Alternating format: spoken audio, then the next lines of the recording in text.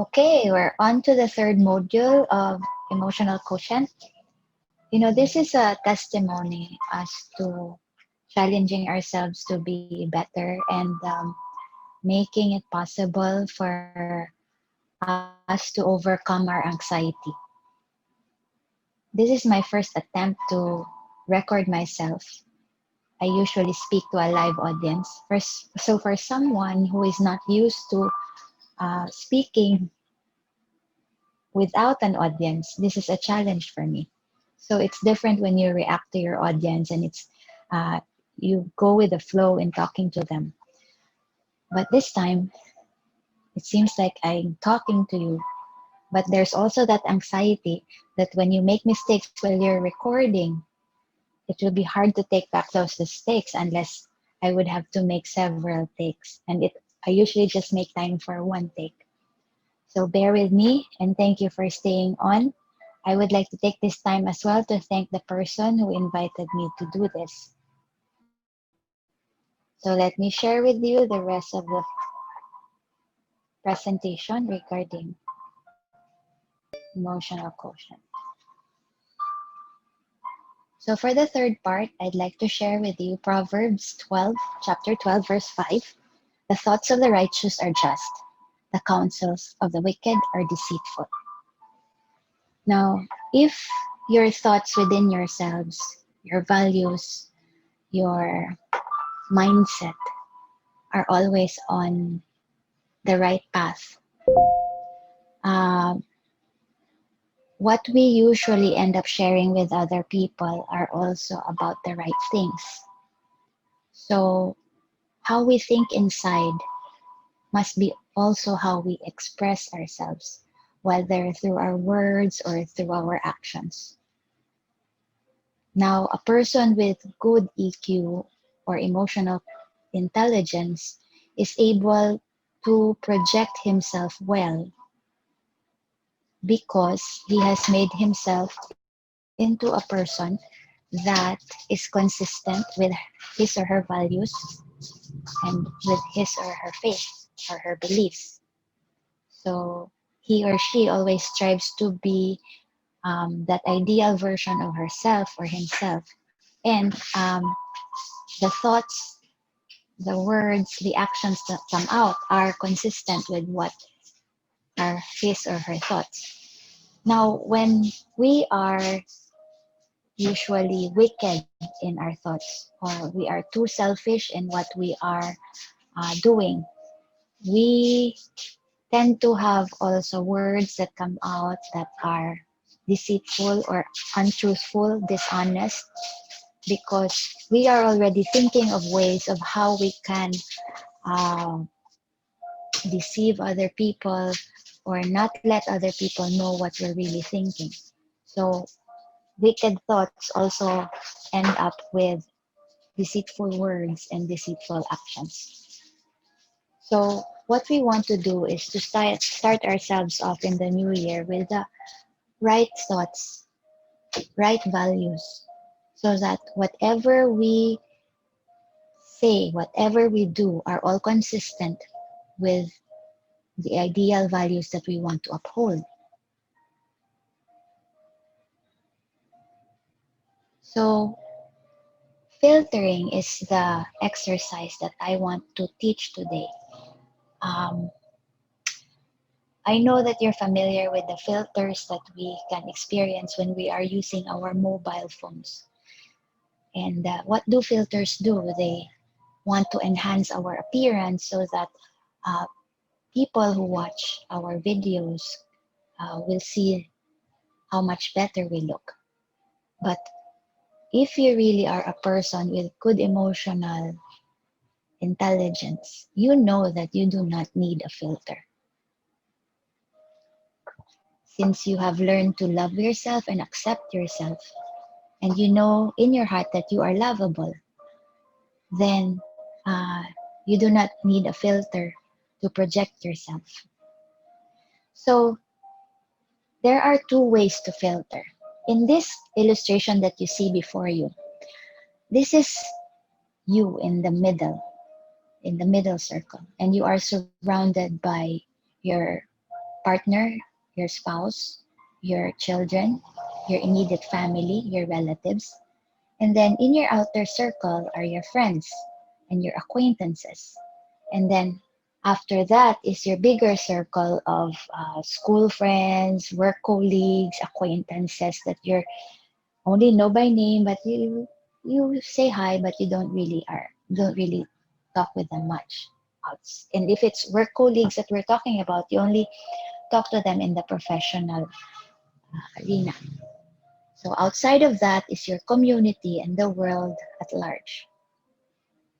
So when we learn to filter what we allow to enter our minds, to enter our hearts, all of these circles have inputs. So given the globalization and internet, it's so easy for the community and the world to communicate to us. Now it's up to us to filter that, to draw that line. Do you allow yourselves to watch TV? Allow yourselves to browse Facebook? Allow yourselves to watch YouTube? No, so these are choices that we make in as to how we want the world outside to communicate to us. Now, our work colleagues also have messages to give to us, whether in the professional sense or even in the nonverbal sense. Now, it's also up to us again to draw that line and filter what we want or will allow our colleagues to affect us. And then, of course, there are these people, the friends, the partner, the family that are most important to us. And we also rely on these two circles to tell us honest feedback and to give us affirmation about ourselves. So the lines between family, friends, and us may not be as thick or as impermeable as the lines that we draw from our professional career, colleagues, and from the outside world. Now, I don't even know if there is a person who can filter input from his own self. Maybe if you were schizophrenic,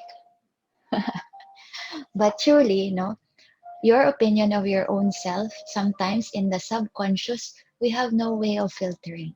That's why it's so important that we talk to ourselves consciously and not rely on the subconscious to be the one that shapes our opinion of ourselves. Okay, so the people that we choose to be close with must be the people who share our values, people who share what's important to us, so that you can really grow and be nurtured. I remember when I was in high school, I intentionally chose who would be my high school friends. And I was grateful for that choice. No, we were a group of book lovers, a group of bookworms. But then we had a lot of things to talk about, and we learned a lot of things growing up together in high school. And it was this group of high school friends that really gave me the confidence about myself, giving me honest feedback about who I was and what were my weaknesses, what were my flaws. I was a clumsy person, absent minded person. So these things you have to accept. And of course, there was my family who, whom I learned to dialogue with, mainly because we were members of the Christian family movement. So we learned a lot about dialoguing, the several levels of communication. And normally, when I'm with my friends and my family, I don't really filter. I'm really open. So my point here is that what we allow to enter into our psyche, what we allow to influence us, what information we believe in, actually can be filtered by our own mind. can be filtered by our own heart. So you can choose really not to believe certain things said by other people, especially if you know that it's not true. You know yourself that this is what's true for you. So if they tell you something and it's usually negative and usually you don't know them that well, why do you have to care? Just filter them out. But if there are truths out there that you need to absorb, then please do choose to absorb it and learn and be better for it. So even our kids, we have to teach them how to filter. They believe everything that they see, TikTok, and everything that they watch. So we have to be there to guide them as to what is believable and teach them also how to filter by letting them learn what the truth is, what the values are that they should adhere to, so that they are not easily swayed just by whatever inputs they get from the outside. And of course, um, they do get to choose their own friends, but they don't get to choose who their family is.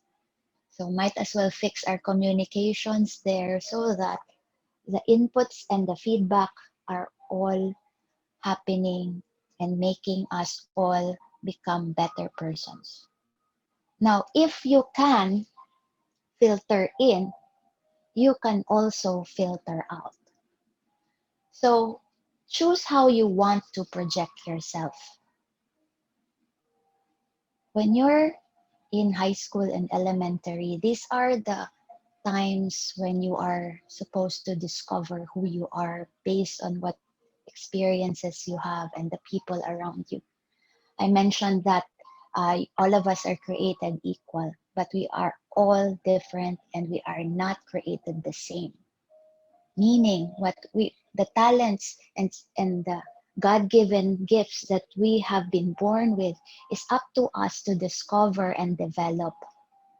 And as we discover and develop ourselves and we form this character as to who we are, know that you are God's creation. So how can you not be likable? How can you not be lovable? Because everything God created is beautiful. So it's just a matter of going with the flow as to how God wants you to be. So when you've learned who you are, and this is what God wants me to be, this is how He wants me to be. It's so easy to me for me to do this. This is my talent. Use that to give glory to Him. Use that to give glory and serve your partner, your family, your friends, your colleagues, your community. Now, the person, the values that you have inside is what you should also project consistently and not hide yourself. Now, I know it depends on what age we are, but when you're growing up, you usually have different personalities. You may even be deceiving yourself sometimes as to because you're confused as to the person you want to be and the person you really are. So even in the me circle, you are conflicted as to who you want to project. This is why sometimes when we're with family, we're a different person. When we're with friends, we're a different person. And when we're with our work colleagues, we're a different person. So we have to learn to be the same person and be proud of who we are from the me circle all the way out into the world. And you know what? When you are consistent all throughout, you don't even need to have a different personality in every circle, and you can just be yourself without filters in how you project yourself. You won't be afraid of any missent messages. You won't be afraid of any mistakes, um, of one thing you needed to say but cannot say on the other end. So if we're consistent with who we are in all circles and we love ourselves in all circles, then we are pretty much getting close to our self-actualization stage, which is what God wants us to be. And when we know how God gifted us and gave us all these talents, use that because Using your talents will make you happy. It makes your friends happy, your family happy. You can use it to serve your colleagues and to improve your career. You can also use these talents to serve the community. So don't just limit the talents that you have within your partner, family, friends, even your work. What you have is also supposed to be given out into the world, be it your friendliness, be it your uh, way of being funny on how you express yourself. It can be anything and everything, provided it's natural to you and it is your own brand. So serving the community is actually, and serving people around us, that is actually our purpose in life. It's just that we all have our own way of serving by using what God has given us. So hopefully you find yourself and be able to project yourself as this lovable creation of the Lord. So let me share with you what I learned and got from Amy Morin. She itemized 13 things that mentally strong people don't do. Number one, they don't waste time feeling sorry for themselves. Yes, there are times when we do feel like we're in a situation where we have to be pitied, and we really were the victims and we were made to suffer. But again, you can control that situation of feeling like a victim because we have free will and we can always do something about our situation, and we can always do something to change our situation so that we stop feeling sorry for ourselves and start doing something about it and resolving the things, situations, people that are happening that are making us feel sorry for ourselves. Now, the second thing that mentally strong people don't do, they don't give away their power. What does this mean? When you don't filter and you allow other people to make you feel bad, you are actually giving them the power and giving away your power. Remember, filtering is your power. You can choose what to believe.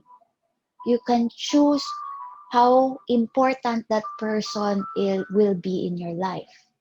And you can choose to fix relationships for people with people who are important in your life. So you do give power to your spouse, give power to your family, give power to your friends, because these people are important to you. But you do not allow them to control you. Yes, they are the beginning and end of your feelings in your circle, in your home, in your social life. Yes, they do influence how you feel, they influence your happiness, of course. But it only has to be up to a certain point. You still have that choice of uh, filtering it out. And you do have a choice if you're going to let that person affect you.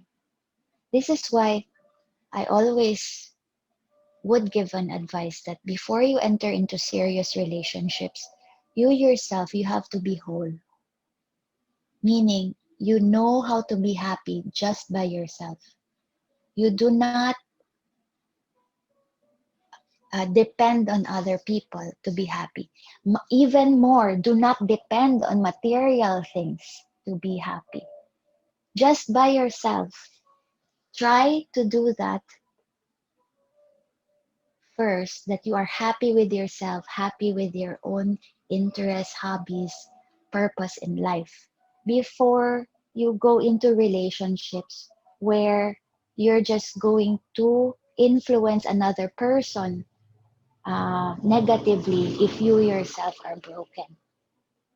So try to be whole. Even if you are in a broken relationship right now, that doesn't mean you cannot be whole. Just find that inner happiness. Find that inner self that is lovable, regardless of who they are with, regardless of what they have. Remember, you can be happy just being by yourself without any material trappings.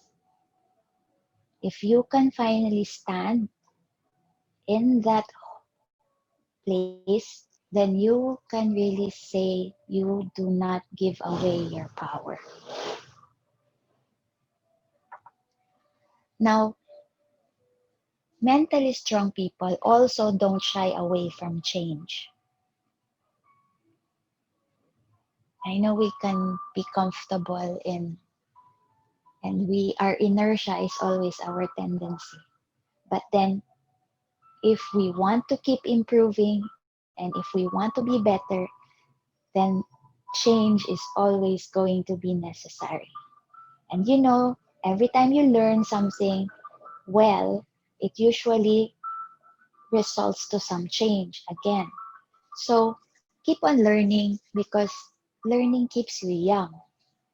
And mentally strong people are young in the mind, young in the heart.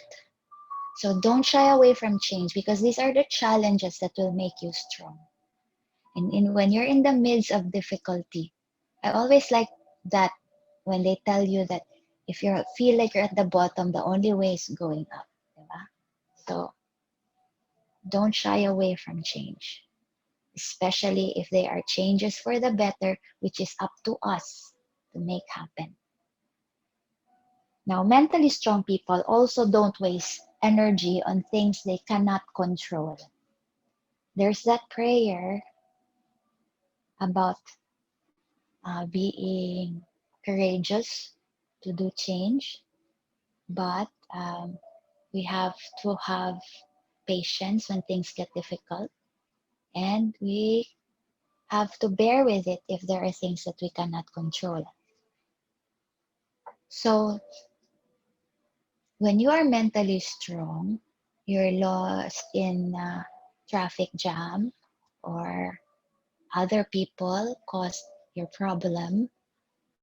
Don't waste time, energy, resources on situations and people you cannot control.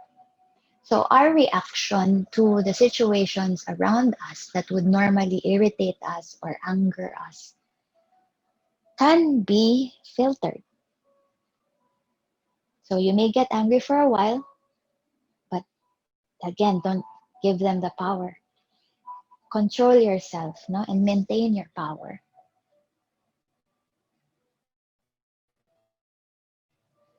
And work on things that you can change, which usually is yourself. And our attitude is one thing we can change about always thinking about the silver lining or the positive side of things. And don't dwell too much on the negative side of things. Now, mentally strong people also don't worry about pleasing everyone. This is impossible. You will stress yourself out trying to please everybody. So, filter who really is important, who really matters. The rest, you don't really have to listen to, you don't really have to please. Now, there are these people who cannot even say no to every invitation that they receive because they're so worried about getting people angry or displeased. Actually, it's better to be honest sometimes rather than not answering or ignoring invitations. So you don't have to please everybody because they understand that they are not number one in your life. So it's okay to say no. And in fact, it's better that you let them know rather than letting them hang on or expect that you will come and then you don't. That's just an example. And then mentally strong people, they don't fear taking calculated risks. One of the decisions I had to decide on was whether I would break up with a boyfriend or not. And my brother advised me that if you wake up the following morning and you're happy with the decision, then you probably made the right decision. But what if you haven't made the decision yet? How do you decide? So when I thought about breaking up, I really had to think about the worst case scenario, wherein if we break up, can I still be happy? Can I move on? Can I do it? So if the answer is yes, then my decision has to be to break up. So if you can take it, if you can take the worst possible consequence, then go ahead and take the risk. Mentally strong people also don't dwell on the past. You learn from the past, you forgive your past self for making those mistakes, and forgive your human self even for repeating the mistakes. But you move on and always believe that every person is a journey. Every person changes every day. Therefore, every person can be better tomorrow and be good today. So don't dwell on the past. Mentally strong people also don't make the same mistakes over and over because we have it in us to be better. I'm a JCI, Rojas Makawiwili member, and the Junior JCs or the Junior Chamber International has that motto of being better. And I really live that out. So you have to excuse me if I always say that, but I do believe in it. And I do believe that every person should always strive to improve. And every day there is always room for improvement. So even when we confess to our priest, we are really truly repenting our sins if there is a firm resolve not to do it again and really do the necessary steps so we don't do it again.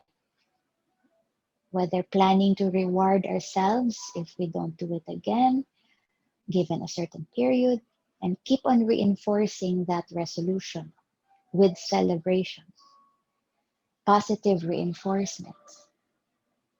Now, if we do make mistakes, we are human after all, and there are temptations that are hard to resist.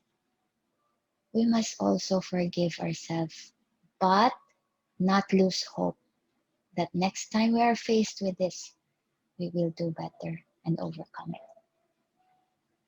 Have faith in ourselves and really try not to disappoint yourself when you make these resolutions. So do make your New Year resolutions good ones that you can achieve and will make you into better versions of yourselves by the end of this year. So mentally strong people also don't resent other people's success. You have your own life to live. You have your own journey to make. She has his own, she, he has his own. So don't resent other people's success. This is just your journey, and every person has a different personality, every person has different background, different people around them. There's even no comparison because we're just different people with their own paths to take. So don't resent other people's success. Too many factors are in there. Just concentrate on what you want for yourself, go for it, target it, and just do your best in your journey. And of course, you have to put God in that path because with Him, only with Him, is success possible in the most meaningful way. Mentally strong people also don't give up after the first failure, which is usually what happens no, with our businesses. Our first failure, then we don't put it up anymore. Oftentimes, we get so hurt after the first rejection when we like someone and we get rejected. We don't want to be in another relationship, perhaps. But truly, these sad, hurtful moments are what makes happy moments more meaningful. They add meaning to our lives. It's the sorrowful mysteries that make the glorious mysteries more glorious, and the joyful mysteries even more joyful. So don't give up. Pick yourself up. Learn from the failure, learn from the past, and move on to a better future. Mentally strong people also don't fear alone time. As I said, you have to be happy even by yourself. Don't depend on others for your happiness and your enjoyment. Even when you're walking along the beach or biking by yourself or running by yourself, you are happy in these moments because you are happy with who you are, happy with the progress you've made of your life, and happy with your communion with God, which is a leisure, a blessing that you can have when you have alone time. Mentally strong people also don't feel the world owes them anything. That idea that I deserve this, I deserve that. Who can say what we really deserve? Who can say what bad things we have done along with the good things that we have done? Only God knows that. And you know Him, He gives in His own time, and He knows more than what you know. So don't count. Don't keep track of these things that make you feel you deserve something. Just do your best. And what comes to you, what God wills that would come into your life, consider it a blessing always, no matter how small or big you might consider, or some people might consider. They are all rewards, they are all blessings. And then don't expect immediate results. No, God gives in His own time. Just work, just try to be a blessing to others, and just try your best to be patient.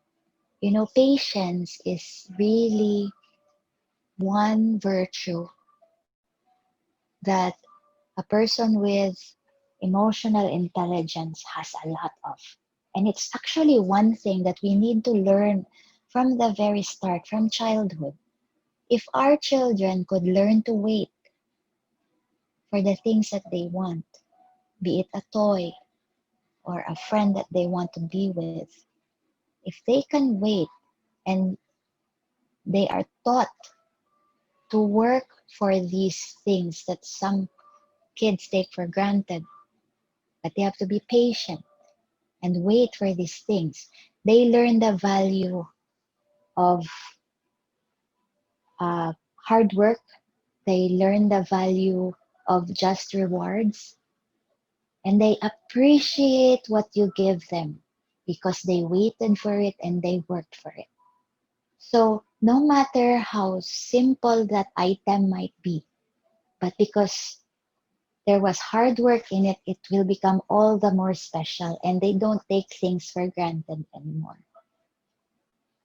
So even with people, don't expect immediate results. In fact, even with your spouses, you don't go into a marriage expecting them to change. You knew who they were before and during and when you got married to them. So you always hope for changes, for people around us to get better, but we don't expect.